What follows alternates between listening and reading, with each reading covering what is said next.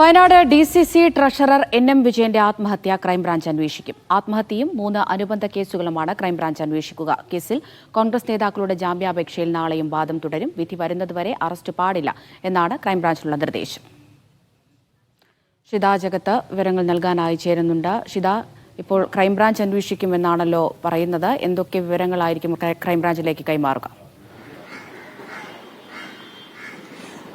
Amrita, NM വിജയന്റെ ആത്മഹത്യയും അതുമായി ബന്ധപ്പെട്ട കേസുകളുമാണ് ഇപ്പോൾ ക്രൈംബ്രാഞ്ച് അന്വേഷിക്കുന്നത്. അതിനുള്ള ഉത്തരവ് ഇപ്പോൾ ഇറങ്ങിയിട്ടുണ്ട്. ആത്മഹത്യയും 3 അനുബന്ധ കേസുകളുമാണ് ക്രൈംബ്രാഞ്ചിന്റെ അന്വേഷണ പരിധിയിൽ വരിക. 3 കേസുകൾ എന്ന് പറയുന്നത് ഈ സാമ്പത്തിക തട്ടിപ്പ് നടത്തി വഞ്ചനാ കുറ്റം ചുമത്തിയുള്ള കേസുകളാണ്. അത് ഈ ആത്മഹത്യയിലേക്ക് നയിച്ചത് തുടങ്ങിയ കാര്യങ്ങൾ ഉൾപ്പെടുത്തിയുള്ള കേസുകളാണ്. ആ കേസുകൾ കൂടി ക്രൈംബ്രാഞ്ച് അന്വേഷിക്കുമെന്നുള്ളതാണ് ഇപ്പോൾ അറിയുന്നത്. ഇന്നിപ്പോൾ കോടതി ഈ കേസ് പരിഗണിച്ചിട്ടുണ്ടായിരുന്നു.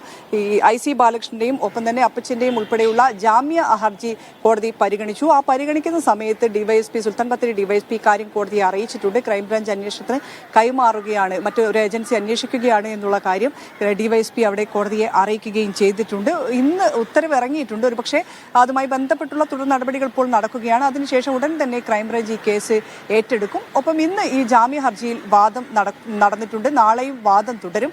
ഈ വിധി വരുന്നത് വരെ, ജാമ്യാപേക്ഷയിൽ വിധി വരുന്നത് വരെ അറസ്റ്റ് ചെയ്യരുത്.